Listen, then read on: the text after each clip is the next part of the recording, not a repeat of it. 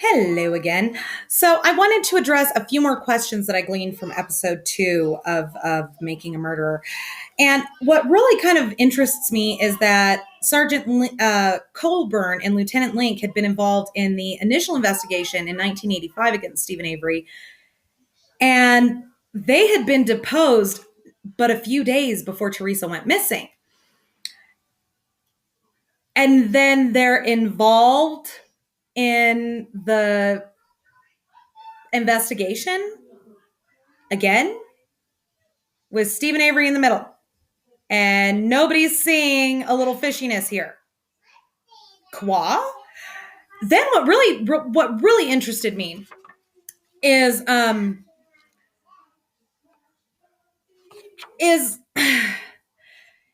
salvage yard is open 24 hours. It says it right on the sign.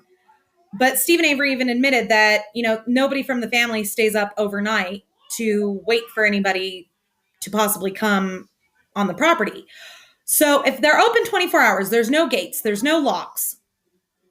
Obviously, everybody knew that they could get her car onto the lot. And who better to frame than Stephen Avery?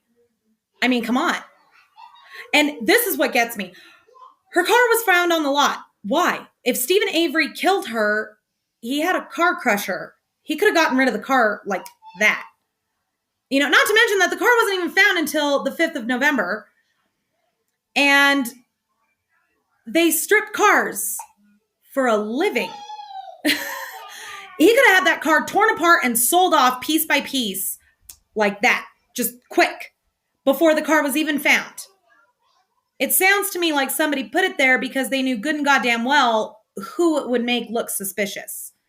I'm not going to say who, but I have my thoughts. And I'm not saying that it was the cops because I don't think the cops had anything to do with her death. I just want to put that out there.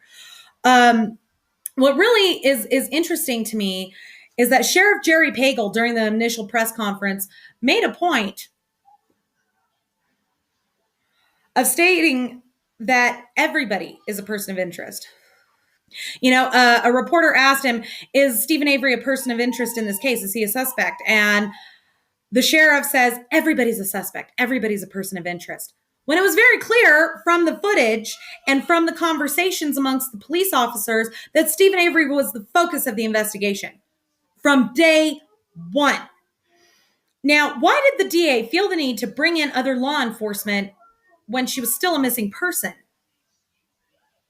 Why?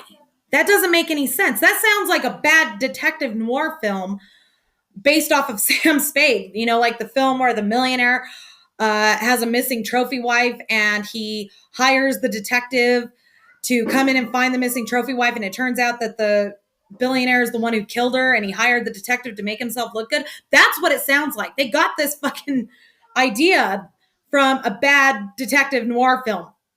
Just saying. Now, if Brendan helped to clean out the garage a few days before her body was found, why was the garage full in the sheriff's videos? And if the garage was full at the time of death, and it was full at the time that the detectives were there, why didn't they find blood everywhere? The bullet was found in there. There should have been blood. And Brendan states that they shot her in the head and the stomach.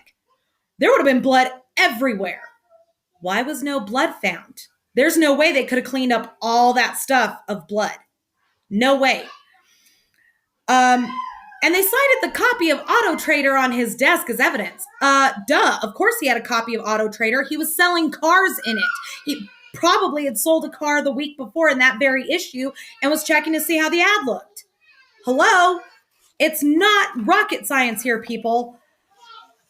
We will discuss a few more points in the very next video. Thank you for watching.